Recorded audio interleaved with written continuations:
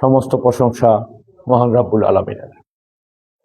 প্রিয় মুন্সিগঞ্জ গজারিয়াবাসী, আসসালামু আলাইকুম ওয়া রাহমাতুল্লাহি ওয়া বারাকাতুহু। আপনারা নিশ্চয়ই ভালো আছেন, সুস্থ আছেন। আমি আল্লাহর রহমতে ভালো এবং সুস্থ আছি।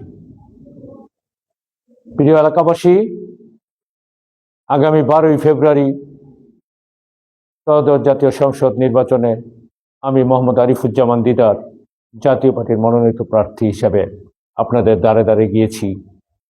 বিশেষ করে ব্যাপক প্রচারণা করেছি, জনগণের সাথে আমি হাত মিলিয়েছি, বুক মিলিয়েছি, জনগণের অতিরিক্ত ভালোবাসা পেয়েছি। যা আমার কল্পনা ছিল তার চেয়ে বেশি জনগণের সাড়া পেয়েছি।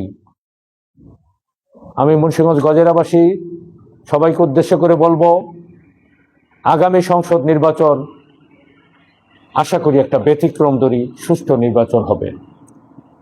সুষ্ঠু নির্বাচনের প্রত্যাশায় আপনাদের দ্বারে দ্বারে গিয়েছি, আপনাদের সাথে যোগাযোগ করেছি।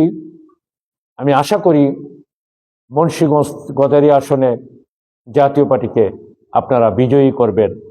বিশেষ করে পল্লীবন্ধু এরশাদের যে অবদান, সেই অবদান গ্রাম অঞ্চলের বিশেষ করে মুরব্বী বয়স্ক লোকরা তারা স্বীকার করে, তারা দেখেছে। রাষ্ট্রধর্ম ইসলাম 64টা জেলা তৈরি করা, 24টা জেলা থেকে 64টা জেলা তৈরি করা, 460টা উপজেলা তৈরি করা, প্রশাসনকে বিকেন্দ্রীকরণ, জনগণের দোরগোড়ায় পৌঁছে দিয়েছিলেন। পাশাপাশি উন্নয়নের উপকার হুসাইন মোহাম্মদ এরশাদ, আমি তার আদর্শ পক্ষে ধারণ করি। ওনার ইতিহাস, বাংলাদেশে এমন কোনো নেতা নেই বিশ্বে আমার জানা মতে যে নাকি 5টি সিটের জেলখানা থেকে পাশ করেছেন। 5.5 বছর কারাগারে কারাভোগ করেছেন এবং দুইবার উনি 5টা সিট থেকে নির্বাচিত হয়ে একটা রেকর্ড করেছেন।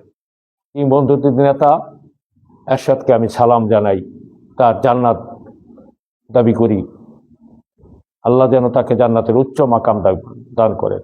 প্রিয় এলাকাবাসী, আপনারা জানেন আমি আরিফুজ্জামান দিদার কেমন। ব্যক্তিগতভাবে আমি কোনো দুর্নীতি, দুঃশাসন, চাঁদাবাজি, মাস্তানি কোনো কিছুর সাথে জড়িত নেই। ইভেন্ট, মাদক, সন্ত্রাস কোথাও আমার অবস্থান নেই। আমি সমস্ত জীবনটা পার করেছি, একটা স্বচ্ছ জীবন পার করেছি। আপনাদের দ্বারে দ্বারে আজকে ভোট ভিক্ষা করছি। আমি আশা করি আগামী 12ই ফেব্রুয়ারি যে নির্বাচন, সেই নির্বাচনে একটা নীরব বিপ্লব হবে। সমস্ত দল যে কোনো জোটের সাথে জড়িত আছে, একমাত্র আমরা এককভাবে আছি।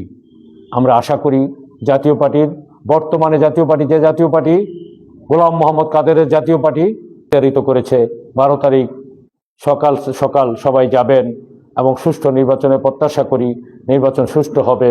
নির্বাচনের প্রতিটা সেন্টারে বর্তমানে আমরা কি দেখছি, সিসি ক্যামেরা আছে এবং বডি ক্যামেরা আছে। সেখানে আমরা সুষ্ঠু ভোটের আশা করি এবং সুষ্ঠু ভোট হবে ইনশাল্লাহ। আপনারা 12 তারিখ লাঙ্গল প্রতীকে আমাকে বিজয়ী করবেন। তার বেশি আমি গরিবের এমপি হব, আমি বড় লোকের এমপি হতে চাই না। গরিবের দরজা আমার জন্য সবসময় খোলা থাকবে। একবার দয়া করে আমাকে সুযোগ দিন, আমি মুন্সিগঞ্জের জন্য কিছু করব। আমাকে আবারও বলি, একবার সুযোগ দিন, আমি মুন্সিগঞ্জের আপনাদের জন্য কিছু করব।